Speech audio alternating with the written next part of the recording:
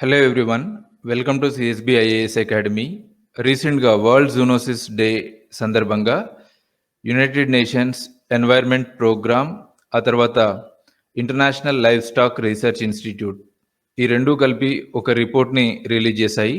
ఆ report title preventing the next pandemic, zoonotic diseases and how to break the chain of transmission. Preventing the next pandemic టైటిల్తో release అయినటువంటి ఈ రిపోర్ట్లో ఇందులో mention చేసింది ఏంటి అంటే 75% of all emerging infectious diseases are zoonotic. 75% of all emerging infectious diseases are zoonotic. So zoonotic diseases అంటే ఏంటి?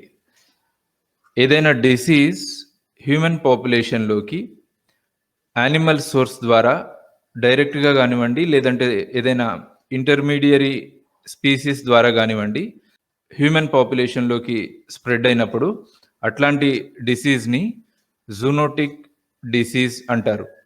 సో ఈ జూనోటిక్ ఇన్ఫెక్షన్స్ బ్యాక్టీరియల్ అయి ఉండొచ్చు, వైరల్ అయి ఉండొచ్చు, లేదా పారాసైటిక్ అయి ఉండొచ్చు.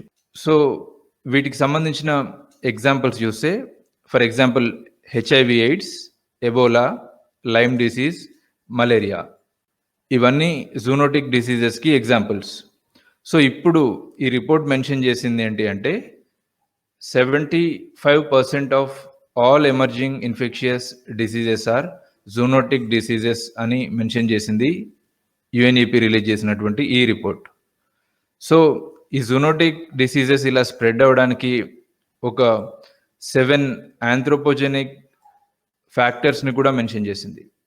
ఏంటి ఆ 7 ఫ్యాక్టర్స్ అంటే increased demand for animal protein, rise in intense and unsustainable farming, increased use and exploitation of wildlife, unsustainable utilization of natural resources, travel and transportation, changes in food supply chains, and the climate change crisis. So ఈ 7 factors, ఈ 7 anthropogenic factors zoonotic డిసీజెస్కి కారణమవుతున్నట్టుగా ఈ రిపోర్ట్లో mention చేసింది.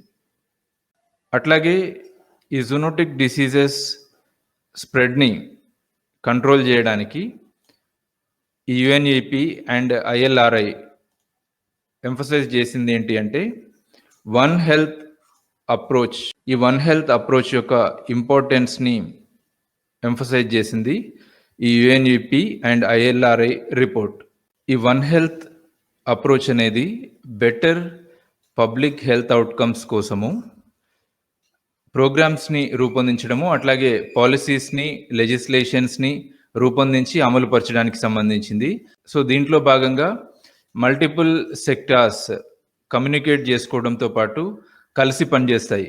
ఇలా కలిసి పనిచేయడం ద్వారా better public health outcomes వస్తాయి. సో అందుకోసమే ఇప్పుడు ఈ జూనోటిక్ డిసీజెస్ని ప్రివెంట్ చేయడానికి సంబంధించి యుఎన్ఈపి అండ్ ఐఎల్ఆర్ఐ ఈ వన్ హెల్త్ అప్రోచ్ని ఎంఫసైజ్ చేశాయి. సో ఇది యుఎన్ఈపి అండ్ ఐఎల్ఆర్ఐ రిలీజ్ చేసినటువంటి రిపోర్ట్కి సంబంధించినటువంటి డీటెయిల్స్. Thank you.